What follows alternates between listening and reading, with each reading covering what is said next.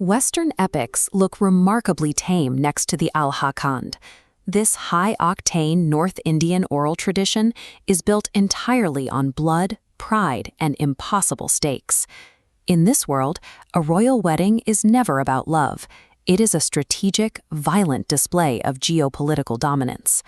The conflict begins when Princess Machhla is bathing in a lake and is attacked by a mythical man-eating fish known as the Makar.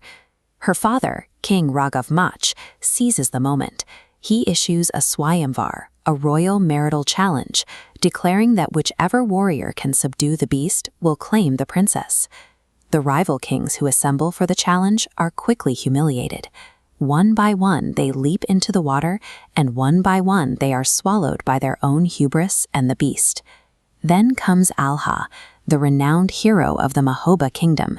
He steps up to the challenge, but he is instantly swallowed whole as well. But in this specific mythological framework, initial failure is not the end of the story. It is the necessary prologue required to trigger a far more extreme display of martial honor. Enter Udal. He is Alha's fiercely loyal and notoriously hot-headed younger brother, and without hesitating, he leaps into the lake to save his sibling.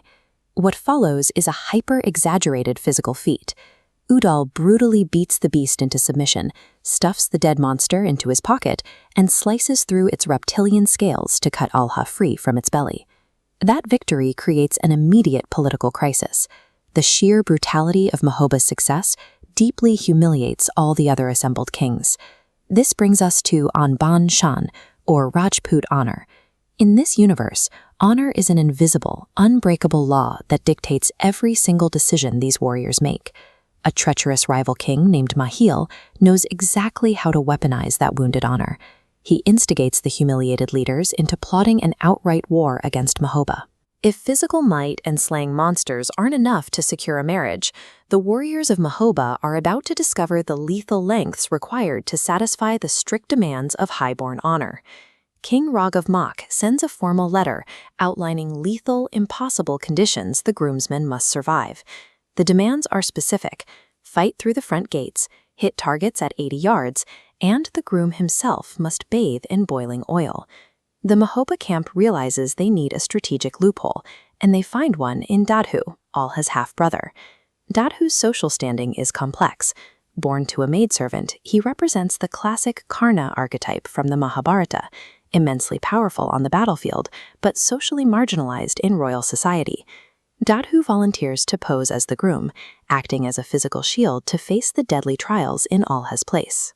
Substituting a half-brother to take the fall is a clever tactic to protect the royal bloodline, but it sets up a deep internal resentment that will eventually fracture the family from the inside.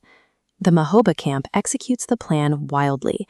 Their messenger brawls at the gates, and Dadhu, using his semi-divine endurance, successfully bathes in the boiling oil. By surviving these impossible trials, the Mahoba forces have technically fulfilled all the external requirements of martial honor, symbolically conquering the impenetrable fortress. But as the wedding draws near, Princess Machhla looks down from her balcony and immediately realizes the man wearing the crown is an imposter.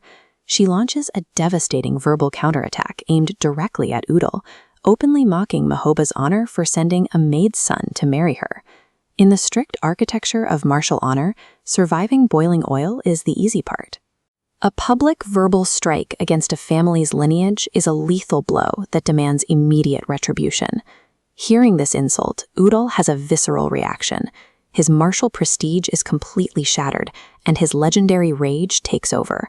Ignoring the desperate warnings of his brother Malkan, Udal violently turns around and storms straight toward the wedding altar. He reaches his half-brother and physically rips the wedding crown straight off Dadhu's head to place it on Alha instead. The consequence is immediate and violent. Publicly humiliated and stripped of his borrowed glory, Dadhu turns his weapons against his own family. To protect Udal, Alha is forced to draw his own sword, sparking a brutal fratricidal brawl right there at the altar. The heroes are trapped. The uncompromising, rigid rules of honor have forced them to destroy the very family unit they were fighting so hard to elevate. This diagram illustrates their tragic paradox. While Mahoba's physical dominance expands flawlessly against rival armies and monsters, their internal family cohesion sharply collapses to zero. This illustrates why the Dehati Alha tradition persists.